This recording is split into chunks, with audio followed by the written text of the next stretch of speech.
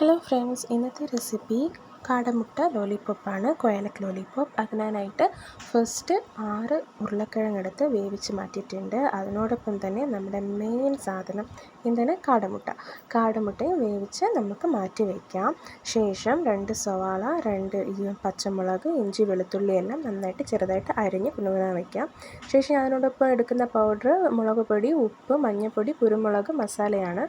ഇത് നമ്മൾ നേരത്തെ ചേർത്ത് വെച്ചിട്ടുള്ള ഉരുളക്കിഴങ്ങും ഉള്ളിയും ഇഞ്ചിയും വെളുത്തുള്ളിയും എല്ലാം ചേർത്തിട്ട് നമുക്കൊന്ന് മിക്സ് ചെയ്ത് കുഴച്ച് മാറ്റി വയ്ക്കാം. നന്നായിട്ട് ഇതുപോലെ നന്നായിട്ട് എല്ലാ ചേരുവകളും പിടിക്കുന്ന രീതിയിൽ.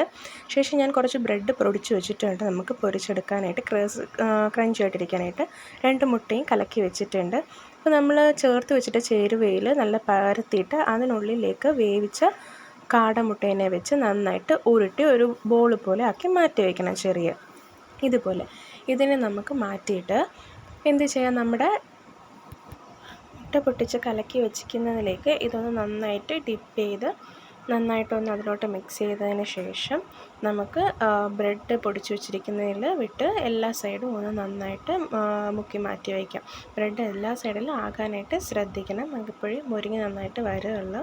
അപ്പോൾ ഒത്തിരി കൊഴിഞ്ഞു പോകാതെ നല്ല രീതിയിൽ ഈ രീതിയിൽ സ്പൂണിട്ട് ഒന്ന് മാറ്റി നമുക്ക് എല്ലാ സൈഡിലും ആകുന്ന രീതിയിലൊന്ന് മാറ്റി വയ്ക്കാം.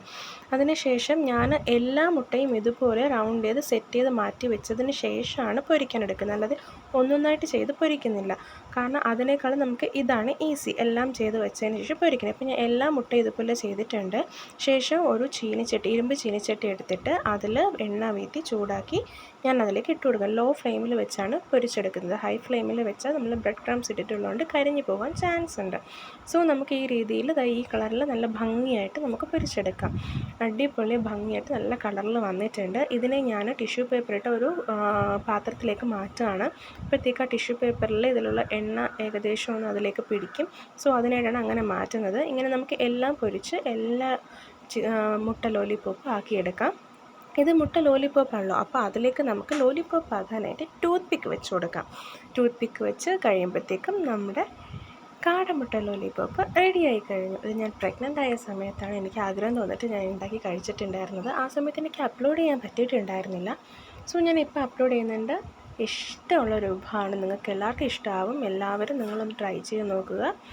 ഓക്കെ, ലൈക്ക് ചെയ്യുക, ഷെയർ ചെയ്യുക, കമൻറ്റ് ചെയ്യുക, സബ്സ്ക്രൈബ് ചെയ്യുക. ബൈ.